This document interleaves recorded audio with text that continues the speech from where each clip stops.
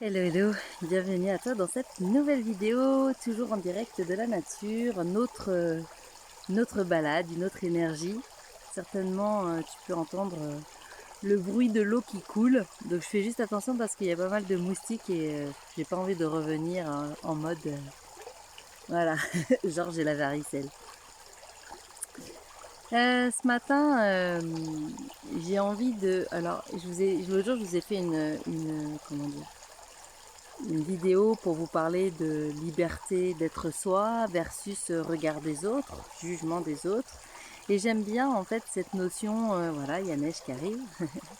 J'aime bien cette notion de d'opposer en fait un point de vue à un autre en fait. Pourquoi? Parce que du coup, ben, ça permet encore une fois d'ouvrir notre esprit, d'élargir en fait aussi notre champ de vision, d'élargir nos possibles.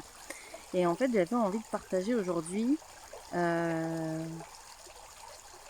le fait de faire versus euh, laisser couler dans le flot de ce qui est et de ce qui doit être. Alors je m'explique. En fait, ce qui se passe, c'est que j'en ai parlé parfois déjà en vidéo ou en post. Voilà, moi je suis une, une, une guerrière. Je sais faire, je sais parfaire, je sais satisfaire, je sais refaire, je sais vraiment, voilà, le verbe faire, le verbe donc d'action, faire, pour moi c'est quelque chose qui est vraiment pleinement, entre guillemets, intégré. Attendez, excusez-moi, je me bats avec un moustique. Qui est vraiment intégré, mais en même temps j'ai presque envie de vous dire qu'il est tellement intégré qu'en fait, il y a une forme de... Il peut y avoir en fait une forme d'auto-maltraitance, en fait, de moi envers moi.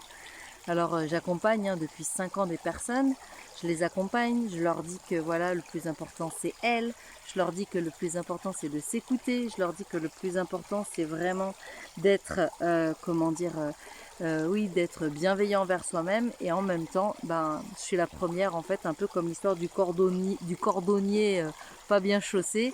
En fait, je suis la première parfois en fait à être là pour les autres et à oublier de prendre vraiment soin de moi. Qu'est-ce qui se passe derrière tout ça? C'est qu'en fait, je peux parfois en fait partir dans de me dire ah bah voilà j'ai une idée, puis deux idées, puis trois idées. Je manque pas d'idées, je manque pas d'inspiration et de créativité, mais parfois en fait je peux aussi être connectée à des choses qui sont pas forcément comment dire judicieuses d'être développées pour moi parce que je peux vraiment me connecter aussi aux idées des autres. Vous voyez, je peux me laisser vraiment comme téléguider en fait par ce qui est là tout autour de moi dans, j'allais dire, dans une partie un peu champ énergétique.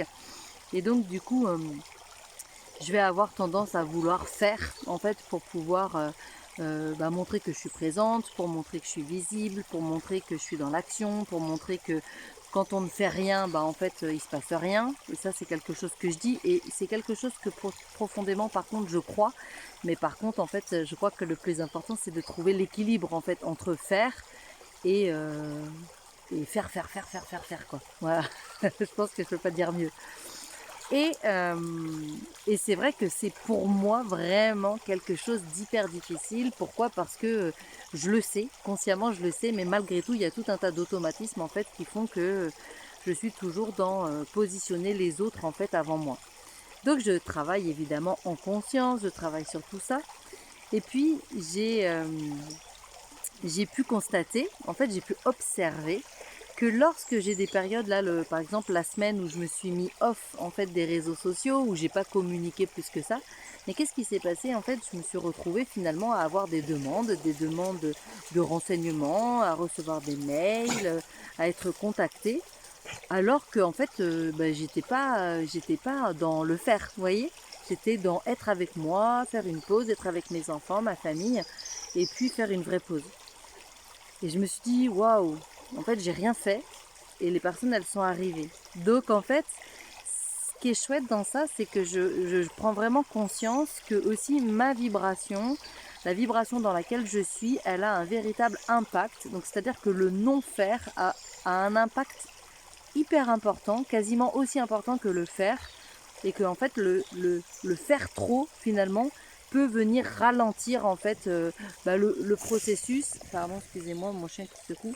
Peut ralentir finalement parfois le processus parce que quand on veut trop faire, finalement, c'est un peu comme si on allait dans tous les sens, un peu tout azimut, et en fait c'est contre-productif. Donc je me suis dit waouh, mais en fait là j'ai rien fait et il s'est passé tout ça. Donc je suis pas, évidemment, là l'idée c'est pas de vous dire ne faites rien, attendez et puis les choses vont arriver, non. Mais c'est de trouver cet équilibre entre je prends le temps d'écouter ce qui est juste et bon pour moi, ce que j'ai envie de vivre, comment j'ai envie de vivre. Je sais que cet été j'ai passé aussi beaucoup de temps à prendre le temps de sentir est-ce que ce que je fais ça me plaît toujours, est-ce que j'ai envie de continuer de le faire comme ça, est-ce que c'est vraiment voilà, de faire de la thérapie, du soin aux personnes, est-ce que c'est ça que je veux accompagner ou est-ce que je veux vraiment être là pour eux, pour les accompagner, pour les coacher, c'est-à-dire vraiment être comme celle qui est, comment dire, il y a la personne qui marche sur un fil et moi en fait je peux permettre à la personne si jamais elle perd l'équilibre d'être là en fait pour la soutenir dans son cheminement. Et en fait c'est ça que j'ai envie de faire pour les personnes parce que j'ai envie de leur rendre finalement toute leur autonomie, qu'ils puissent vraiment sentir qu'ils ont toutes les capacités et les ressources en eux pour pouvoir vraiment pour pouvoir en fait cheminer. Et quand il y a des coups de moins bien, des coups de mou, excusez-moi pour le soleil, il y a trop de soleil. Et bien en fait, du coup moi je suis là pour les accompagner. Et le fait aussi d'avoir mis ça au clair cet été, eh bien ça me permet finalement de mieux vibrer ce qui moi m'anime et finalement de mieux attirer les personnes que j'ai envie d'accompagner.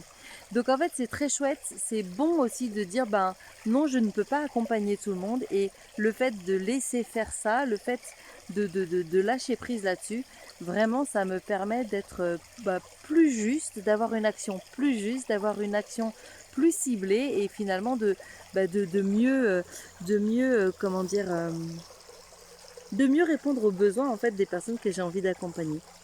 Voilà, donc j'avais vraiment envie de vous partager ça ce matin, envie de vous partager le fait que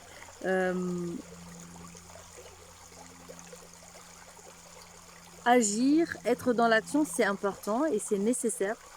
Mais par contre, c'est important d'abord de sentir d'où on part et où on a envie d'aller pour avoir une action juste qui va permettre de ne pas s'épuiser, qui va permettre d'avoir des actions plus efficaces et qui fait que du coup on va vraiment aller vers quelque chose, ouais c'est ça, d'efficace, de simple aussi. Je pense qu'il y a vraiment cette notion de simplicité. Et quand il y a cette notion de simplicité, après... voilà, on est là où on doit être et on fait ce que l'on doit faire parce que c'est notre juste place et c'est notre juste action. Voilà, donc j'avais envie de vous partager ça. Donc si ça vous parle, n'hésitez pas à commenter cette vidéo, n'hésitez pas à la partager aussi, n'hésitez pas à vous abonner si le cœur vous en dit, pourquoi pas.